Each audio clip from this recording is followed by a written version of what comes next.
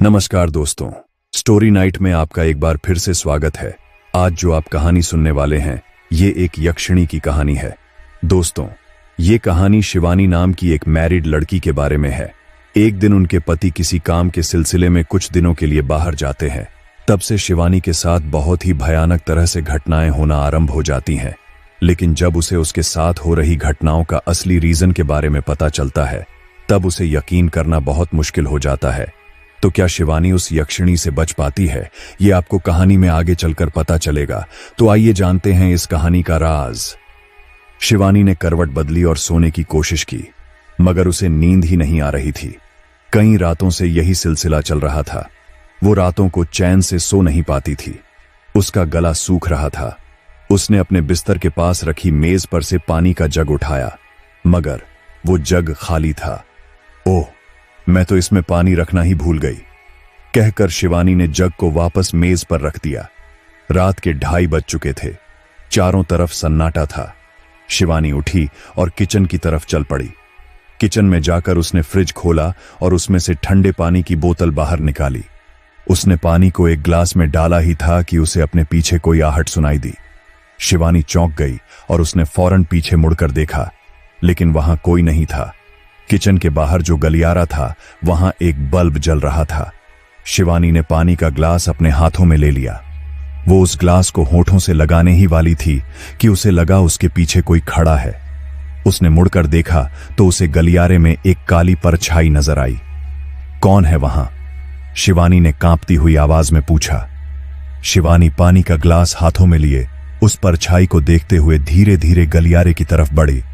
परछाई को देखकर लगता था कि वो किसी औरत की परछाई है, जिसका कद लंबा, बदन छरहरा था और उसके लंबे बाल हवा में लहरा रहे थे। उस औरत ने अपने दाएं हाथ से बालों को सहलाया।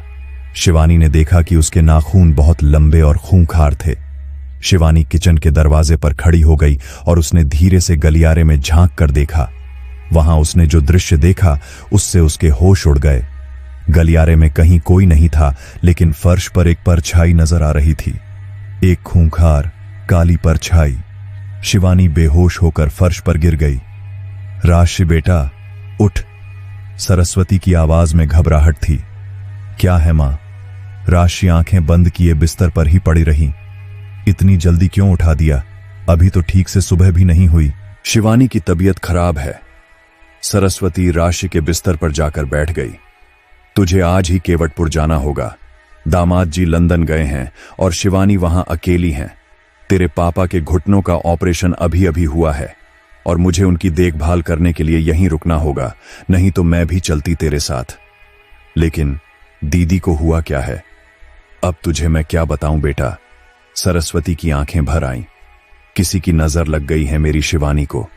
केवटपुर में शिव जी का एक बड़ा पुराना मंदिर है, तू उसे वहां जरूर ले जाना। शिवानी की शादी केवटपुर के सबसे बड़े रईस सिंघानिया परिवार में हुई थी। उसके पति आदित्य सिंघानिया अपने बिजनेस के सिलसिले में लंदन गए हुए थे। शिवानी बड़ी सी हवेली में अपने 5 साल के बेटे आरव के साथ अकेले रहती थी। आदित्य अक्सर यूं ही काम के सिलसिले में शिवानी को घर पर अकेले छोड़कर बाहर जाते रहते थे। शिवानी के लिए ये कोई नई बात नहीं थी, लेकिन पिछले कुछ दिनों से उसके साथ कुछ अद्भुत घटनाएं हो रही थीं, जिसकी वजह से वो बहुत परेशान थी। राशि के आने से शिवानी को थोड़ी राहत मिली। उसके कहने पर शिवानी एक मानसिक रोग चिकित्सिका डॉक्टर आशा अग्रवाल के पास गई। ऐसा तुम्हारे साथ कब से हो रहा है शिवानी? डॉक्टर अग्रवाल ने पूछा। जी, पिछले 6 महीनों से, शिवानी ने सहमते हुए कहा। मेरी सास की मौत के 1 हफ्ते बाद मुझे पहली बार ऐसा अनुभव हुआ। उनकी मौत कैसे हुई थी? दिल का दौरा पड़ने से। तुम्हारी सास के साथ तुम्हारे संबंध कैसे थे? उनका स्वभाव बहुत विचित्र था। शिवानी का चेहरा उतर गया।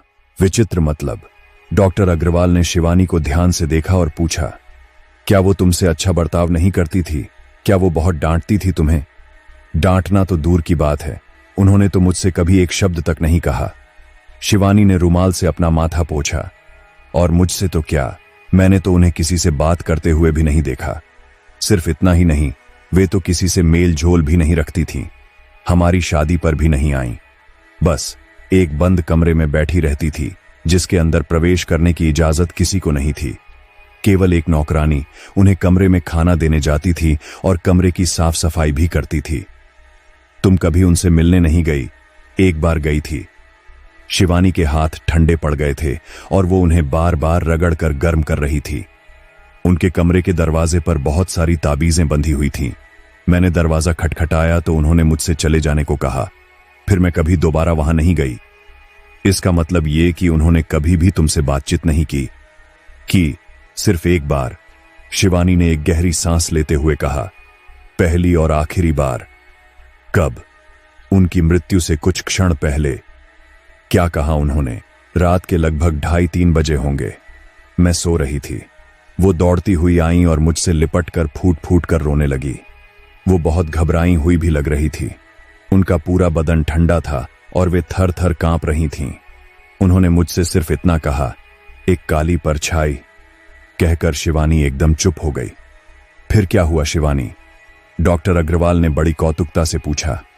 अगले पल उन्होंने दम तोड़ दिया। तो ये बात है। डॉक्टर अग्रवाल ने अपनी मेज पर से एक कलम उठाई और एक पर्चे पर कुछ लिखने लगी। देखो शिवानी, तुम्हारी सास की मौत तुम्हारी आंखों के सामने हुई।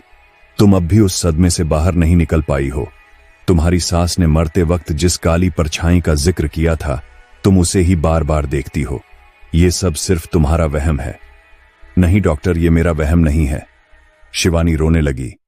मैंने ये सब अपनी आंखों से देखा है। ऐसा सचमुच होता है मेरे साथ। दवाइयां सही वक्त पर लेती रहना। पर्चा शिवानी को पकड़ाते हुए डॉक्टर अग्रवाल ने कहा, सब ठीक हो जाएगा। शिवानी राशि को साथ लिए डॉक्टर के केबिन से बाहर निकल आई। राशि, शिवानी रोते हुए बोली, मैं सबको कैसे यकीन दिलाऊं? तुम चिंता मत करो दी। राशि ने शिवानी के आंसू पोंछे और कहा, मां ने शिव मंदिर जाने को कहा था। शाम होने वाली है, चलो जल्दी चलते हैं। ठीक है। संध्या की आरती के बाद भी शिवानी मंदिर में ही बैठी रही। उसे घर वापस जाने के ख्याल से ही डर लगता था। मंदिर के पुजारी जब प्रसाद देने आए तो शिवानी से उसके दुख का कारण पूछा। शिवानी ने उन्हें सब बता दिया। यहां से थोड़ा आगे मां सती देवी का आश्रम है। वे परम ज्ञानी हैं। पुजारी जी बोले, अब वे ही तुम्हें इस संकट से मुक्त कर सकती हैं। शिवानी राशि को लेकर सती देवी के आश्रम गई। सती देवी ने शिवानी को यह आश्वासन दिया कि वे उसकी हर संभव सहायता करेंगी। शिवानी ने उन्हें अपनी व्यथा कह सुनाई। मैंने बहुत कुछ सुना है तुम्हारे परिवार के बारे में। सती देवी को जैसे अचानक कुछ याद आ गया। तुम्हारी सास की सास का देहांत भी किसी बहुत दर्दनाक हादसे में हुआ था ना? हां, शिवानी ने कहा, मैंने भी कुछ ऐसा ही सुना है। उनकी मृत्यु हमारी शादी से पहले ही हो चुकी थी। तुम्हारे घर में जो स्त्री ब्याही जाती है वो इसी तरह किसी न किसी हादसे का शिकार हो जाती है। बड़ी विचित्र बात है। तभी सती देवी की नजर शिवानी के गले में पड़े हार पर पड़ी। ये हार किसने दिया तुम्हें? ये हमारा खानदानी हार है। शिवानी ने हार को अपनी उंगलियों से छुआ और कहा, यह सास के गुजर जाने के बाद बहू को दिया जाता है। ठीक है। सती देवी ने अपना हाथ शिवानी के सर पर रखा और कहा, मैं ध्यान लगाकर देखती हूं कि वो कौन सी शक्ति है जो तुम्हें परेशान कर रही है।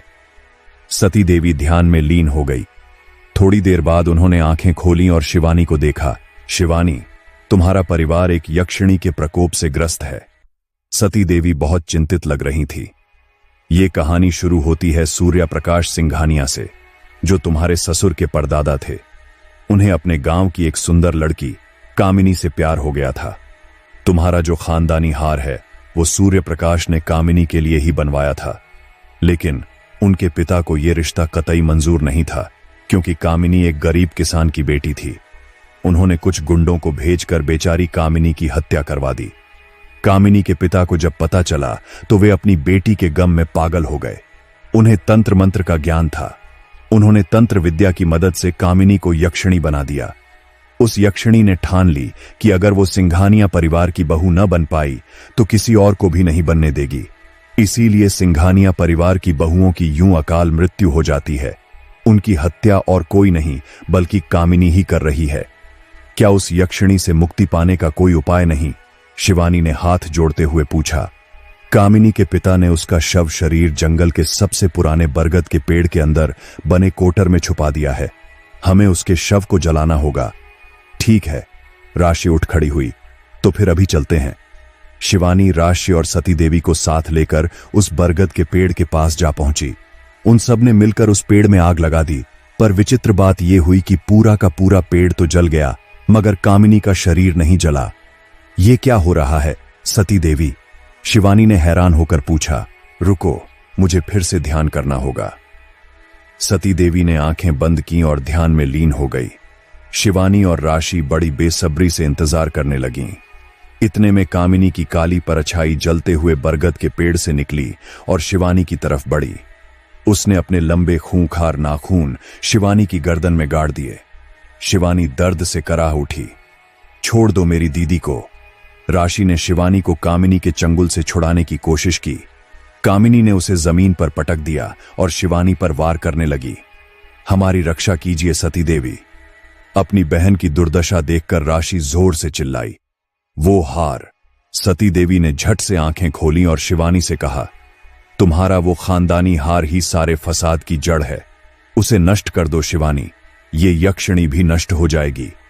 ये सुनते ही शिवानी ने अपना हार उतारा और उसे आग में फेंक दिया। हार के नष्ट होते ही यक्षिणी भी गायब हो गई और आग भी बुझ गई। केवल इतना ही नहीं, बरगद का पेड़ भी फिर से हरा भरा हो गया। बस उसकी कोठर में अब कामिनी के शरीर के स्थान पर सिर्फ राख थी। वो हार कामिनी के लिए बनवाया गया था, सती देवी बोली, इसीलिए उसकी आत्मा उस हार से बंध कर रह गई।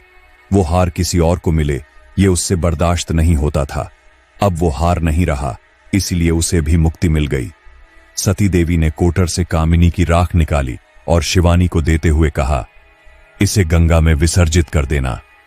जाने से पहले सती देवी ने शिवानी और राशि के सर पर हाथ रखा और कहा, मंगल भव्वा। उनका आशीर्वाद लेकर वे दोनों खुशी खुशी घर लौट आईं। तो दोस्तों, आपको यक्षिणी की कहानी कैसी लगी? आप हमें कमेंट के माध्यम से भी बता सकते हैं। हम अगली बार फिर मिलेंगे एक और कहानी के साथ। तब तक के लिए ख्याल रखिए अपना। अलविदा।